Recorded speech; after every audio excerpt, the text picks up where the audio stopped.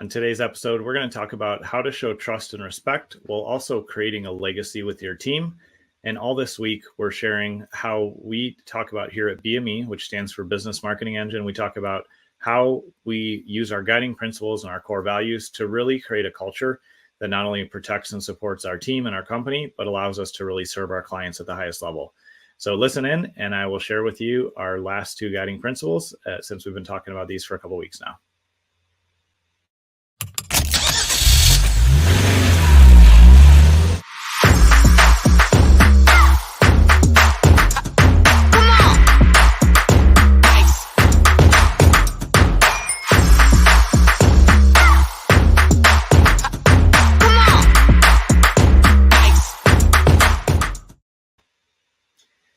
So like I mentioned in the intro, over the past couple of weeks here, we've been talking about our core values, our guiding principles, and you can find all of these on businessmarketingengine.com under About Us. We have a link straight to them, and we share them publicly there for a lot of reasons. One, it's a page that loads up every time our team opens up their work browser.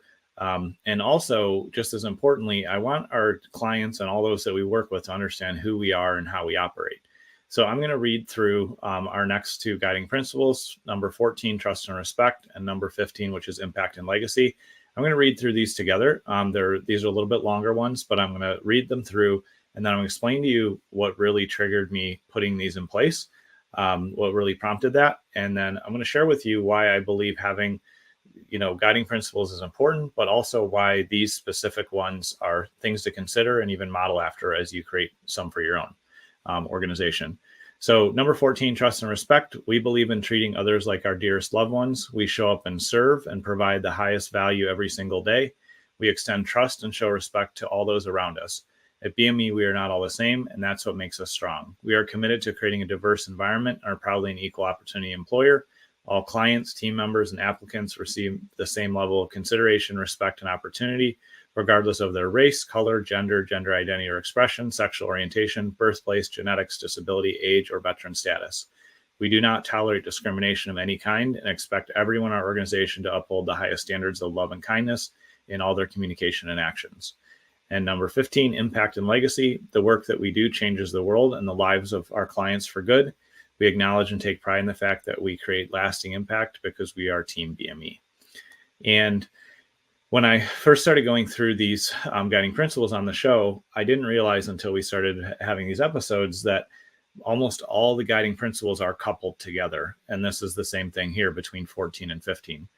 And for some folks, this will be obvious, and you're way farther down the road from me than me in this sense. And for others, you may come to this realization like I did, that it's really important to spell out exactly how you expect folks to be treated in your organization, how you expect clients to treat you, how you expect to treat your clients and vendors and all your team members.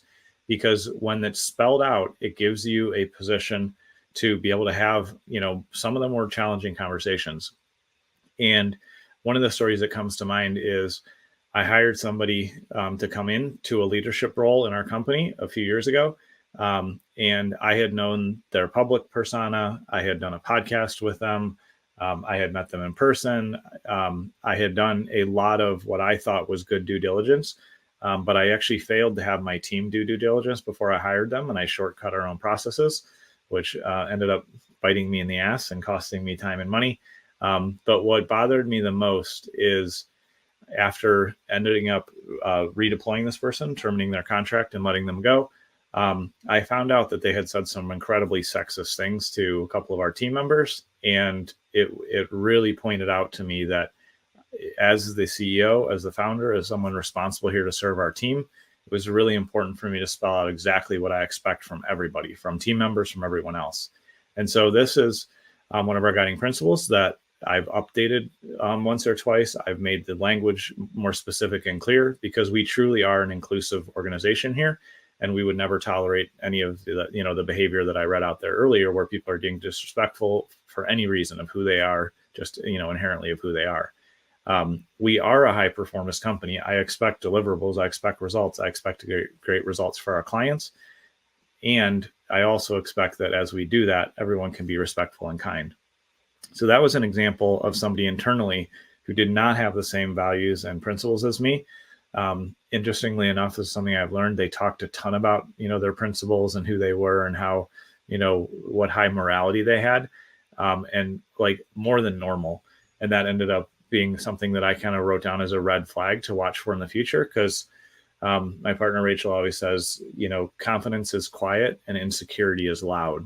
And when people are, spouting off about how great they are about something or how they've got it all together on a certain front, so oftentimes that can point to their insecurity around it. So maybe they aren't who they say they are.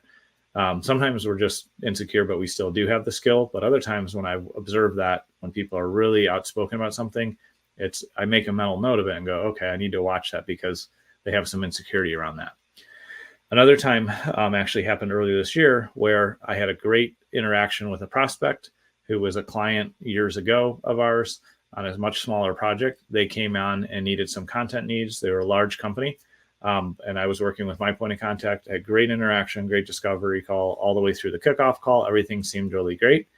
But then I found out within the first week that client was being borderline, disrespectful and abusive to our team, making comments that just weren't, acceptable, but they were right on the edge. Like if it was a one-time thing or somebody was frustrated, I would have just, had a conversation about it and said, hey, this isn't how we act. Let's get back on track here. But within a matter of a few days, I got a ton of reports from my team of them just not being kind. And on top of that, wanting to break the processes that we use here at our company. So after thinking about it for a day or two, I reached out to the client. I terminated their contract, fully refunded them, and let them know that they weren't aligned with who we are. And it was a lot easier to make that step of like firing a client and, potentially saying goodbye to tens of thousands, if not six figures of revenue. It made it so much easier because I knew why I was doing it. And I knew that it was, in line with our guiding principles because they weren't willing to, follow our 14th guiding principle of showing, trust and respect and kindness and not speaking and communicating in a way that we wouldn't accept here. And in doing that, it actually really reinforced for myself and for the whole team that we are about our impact and legacy, which is the last guiding principles. Because when we treat people right, when we start with relationships first, which is our first guiding principle, we use all the other ones and we wrap it up and kind of close it off with impact and legacy. And we say, we really want to make a lasting impact for our clients and for our team here. That allows us to hold on to our guiding principles. It allows us to live out our core values and, be in a position where we all know why we're making the decisions we're making. And if I make a decision that isn't in line with the guiding principles, it gives our team a way to challenge and question me, which they do, which is one of the things that I appreciate the most. So that's been kind of our episode series here of going through our guiding principles and core values. I would just ask you, what have you learned through this? Is it something where you're now going to write down a handful of yours, or you're going to implement something, or you're going to update the ones you have?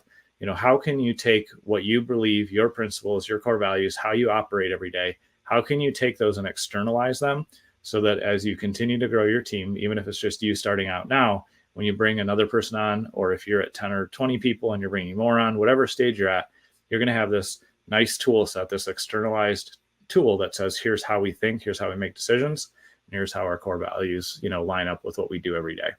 So I hope this has been useful, seeing the inside of what we do here and how we operate. I appreciate you taking time to tune in, and I look forward to seeing you on tomorrow's show.